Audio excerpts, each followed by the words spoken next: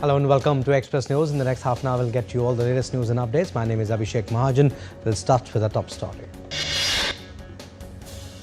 Prime Minister Narendra Modi delivered a video message during the 18th International Olympiad on Astronomy and Astrophysics being held in Mumbai.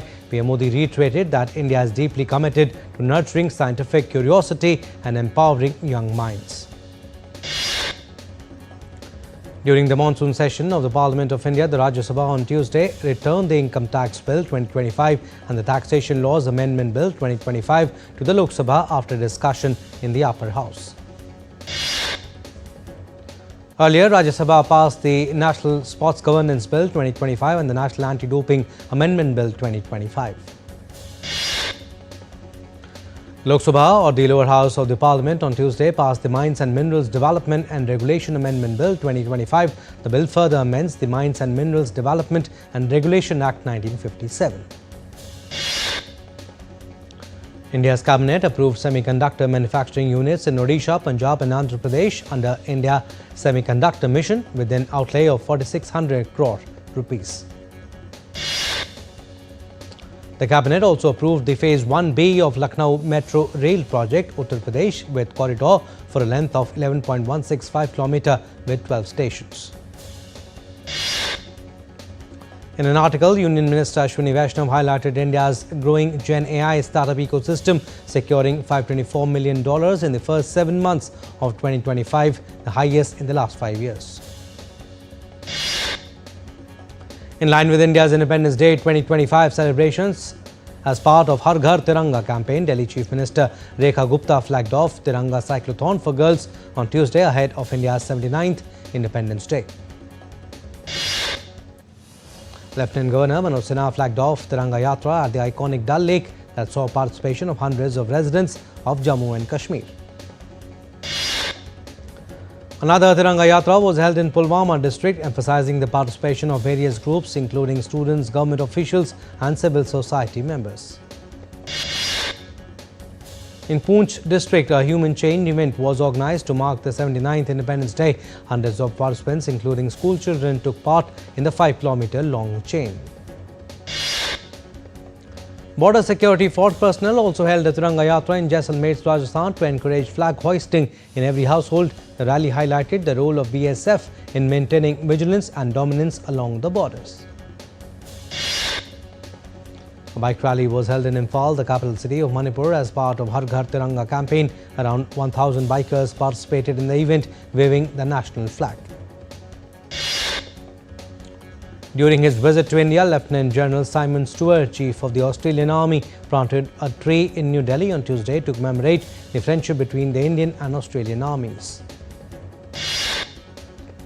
The Australian Army Chief also called on Air Chief Marshal A.P. Singh, Chief of Air Staff, on Tuesday. The two chiefs held productive discussions, reaffirming their shared commitment to strengthening defence cooperation.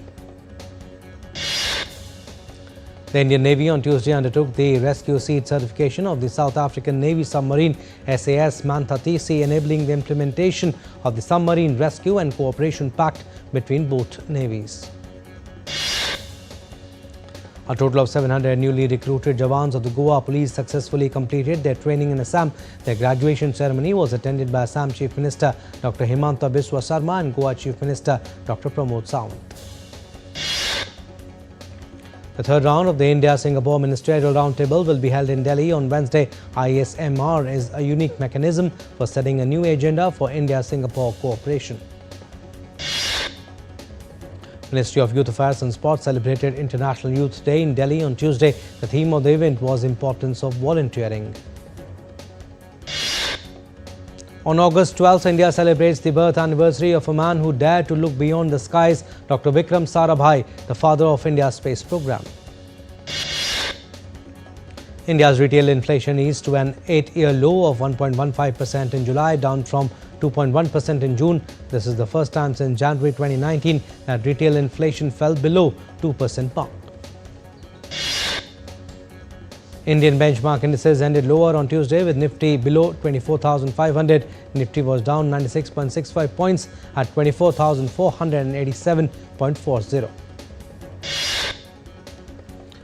At close, the Sensex was down 368.49 points at 80,235.59. Indian rupee ended marginally lower at 87.70 per US dollar on Tuesday. Gold futures maturing on October 3rd was priced at 1,118 rupees per 10 grams on the multi-commodity exchange. Silver futures for September 5 maturity stood at 1,13,249 rupees per kg on the MCX. Brent crude futures is priced at $66.94 a barrel on Tuesday. American electric vehicle maker Tesla launched its second showroom in India in New Delhi on Monday. It also announced plans to expand its supercharging network across key Indian cities. Pixel Space India will lead a 1,200 crore mission to launch 12 cutting-edge Earth observation satellites built and launched in India. They'll guard our climate borders and future, putting us firmly in the global space leadership league. Air Canada cabin crew protested against unpaid work. The Canadian Union of Public Employees, which represents Air Canada flight attendants, seeks pay for non-flight tasks, higher wages for new recruits. US President Donald Trump has confirmed reports that semiconductor giant Nvidia would pay the United States 15% of its revenues from sales of certain artificial intelligence chips to China. Donald Trump signed an executive order late on Monday extended a tariff truce with China by another 90 days. The new order prevents US tariffs on Chinese goods from shooting up to 145%, while Chinese tariffs on US goods were set to hit 125%. South Africa's Trade Minister on Tuesday said that the government will submit a revised offer for a trade deal to Washington in an effort to lower 30% tariff rate US President Donald Trump imposed last week. Trump described his upcoming summit with Vladimir Putin on Friday in Alaska as a feel-out meeting to gauge his ideas for ending Ukraine conflict. Ukrainian President Zelensky has ruled out ceding territory seized by force, but Trump insisted land swaps would need to take place. Russia's defense ministry released footage on Tuesday showing troops waving a Russian flag in the Ukrainian village of Yablunivka, claiming its capture on August 9. 26 European heads of state and government backed Ukraine. The EU in a statement said that Ukrainians must have the freedom to decide their future. Donald Trump on Monday announced that he is placing Washington D.C.'s police under federal control and deploying the National Guard to counter. The decision has sparked an uproar among citizens. Large number of protesters were seen chanting, "Trump must go now," and carrying banners reading "National Disgrace." Donald Trump pledged to evict homeless people from the nation's capital and jail criminals, despite Washington's mayor arguing there is no current spike in crime. South Korean President Lee Jae-myung and US President Donald Trump will hold their first summit meeting on August 25th in Washington to discuss strengthening the bilateral alliance and economic security partnership. Brazilian President Luiz Inácio Lula da Silva and Chinese President Xi Jinping held talks over a pivotal hour-long call, reinforcing BRICS' role in defending multilateralism against US tariffs. German rescue ship the Sea-Watch 5 saved 73 migrants in two separate operations in the central Mediterranean on Monday. The US and Armenia joint military drills kicked off in Armenia days after US President Donald Trump oversaw in Washington a peace treaty signing between Armenia and Azerbaijan. The drills will last until 20th August. Pakistan's military said on Tuesday it had killed 50 Islamist militants along the border with neighbouring Afghanistan over 4 days in a restive southwestern region, home to key belt and road projects. Bolivia's presidential candidates wrapped up their campaigns, making final appeals to voters ahead of the August 17 first-round election. A small plane crashed into another stationary aircraft at the Kalispell City Airport in Montana, triggering a huge fireball and sending smoke billowing into the sky, with 2 passengers suffering minor injuries. A new United Nations report has found evidence of systematic torture by Myanmar's security forces. Myanmar's military junta has denied responsibility, blaming unrest on terrorists. International Youth Day, initiated by the United Nations in 1999, is observed on August 12 every year. This year's theme is Youth for Climate Action and Sustainable Development. All right, we are slipping into a very short break. On the other side, more stories. Keep watching Express News.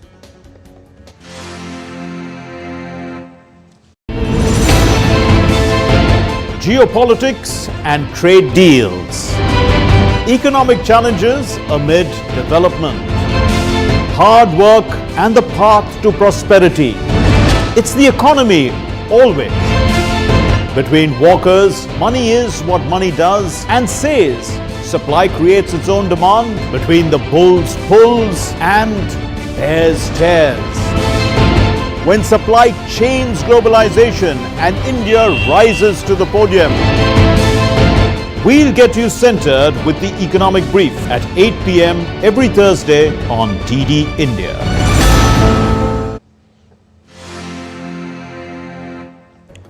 Welcome back. You're watching Express News. I'm Abhishek Mahajan. Some more stories. Firefighters succeeded in containing a blaze more than 12 hours after it started in southwestern France on Tuesday. This was the second biggest wildfire France faced after many decades and claimed over 200 hectares of land in the Charente department. Thousands have been evacuated as massive wildfires continue to grip northern Spain as southern Europe battles a record-breaking heat wave. Multiple wildfires have been wreaking havoc in Spain, particularly in northern regions, as record-breaking temperatures continue to hit southern Europe. Hundreds of firefighters are working to contain a large wildfire in Trancoso, northeastern Portugal, which began on Saturday, August 9. Fueled by strong winds and high temperatures, the fire has burned around 8,000 hectares and injured at least 17 people, including 6 firefighters. In Mexico, heavy rainfall and a subsequent storm have led to widespread flooding and debris in central Mexico. Mexico City's Benito Juarez International Airport suspended operations for several hours after heavy rains flooded the capital and caused poor visibility. Typhoon Podul is expected to make landfall in Taiwan on Wednesday near the southeastern city of Taitung. The storm is bringing strong winds and heavy rain and still getting stronger. After crossing Taiwan, Podul is likely to move towards the island's crowded western coast and then head to China's Fujian province later this week. Nepal is grappling with a climate crisis as the Terai region suffers from a mid-monsoon drought while the hills endure deadly floods and landslides. The massive rescue and relief operation continues in Uttarkashi's Dharali village near Harshil following the catastrophic cloudburst on August 5. Heavy rains have triggered minor landslides across Uttarakhand's Pithoragarh district, leading to the closure of over 23 roads, including 4 major routes and 19 rural roads. A flood situation has emerged in Assam following a sharp rise in the Janali River's water level, submerging homes and farmland. Heavy rainfall in Shimla has led to the closure of Shimla-Tatapani Road due to a massive mudslide, cutting off access to key tourist and local routes. Londoners are basking in scorching sunshine as temperatures soar to 31 degrees Celsius, marking one of the hottest days of the summer. A medtech startup Cure Bionic in Tunisia is making lightweight muscle-controlled prosthetic limbs suitable for children of 8 years and above. The world comes together to mark the World Elephant Day on August 12, a global event dedicated to raising awareness about the plight of elephants and their protection. Renowned Indian sand artist Doordarshan Patnaik carved a 12-foot-long sand sculpture of an elephant with the message, "Save my habitat." In Algeria's Kebail Mountains, villagers continue the ancient practice of salt panning, preserving their centuries-old tradition. The area is home to high-altitude Sepkha, a natural salt lake which villagers have harvested since Roman times. The Pacific island country of Fiji has been vigorously promoting tourism over the years, turning its tropical charm into a global attraction. Then a row in Fiji welcomes thousands of visitors who come for beaches, snorkeling and the vibrant produce market rich with tropical fruits like breadfruit. Australian ski resorts are experiencing a bumper season with strong visitor numbers and excellent snowfall. Narni Sotterrania, an underground archaeological site in central Italy, is drawing visitors for its rich history and refreshing escape from the summer heat. The trailer of American biographical drama film Swipe is out. The film is based on the success story of an online dating app founder. Music superstar Taylor Swift has announced her new upcoming album, The Life of a Showgirl. Swifties have to wait because the official release date of the album would be announced later. Hollywood actor Bob Odenkirk has launched the sequel of the 2021 action thriller Nobody Called Nobody 2 and is set to be released on August 15 in the United States. US musician Machine Gun Kelly dropped his new album Lost Americana and also debuted with a music video for his single Outlaw Overture. The teaser of Bollywood comic drama Jolly LLB 3 released on Tuesday. The film stars both Akshay Kumar and Arshad Varsi, who were part of the prequels. Indian animated film Mahavatar Narsimha, directed by Ashwin Kumar, has crossed the mark of Rs 200 crore with successful run at the box office. The first look of Indian historical drama Rao Bahadur movie poster released on Tuesday. The film, directed by Venkatesh Maha, is slated for release on summer 2026. South Indian superstar Rajnikant's upcoming movie Coolie has nailed the biggest record with the pre-sales and it still has 48 hours to go for the release. Rajnikant's Coolie will be clashing with Hrithik Roshan and Junior NTR's action film War 2, which is the sequel of 2019 War.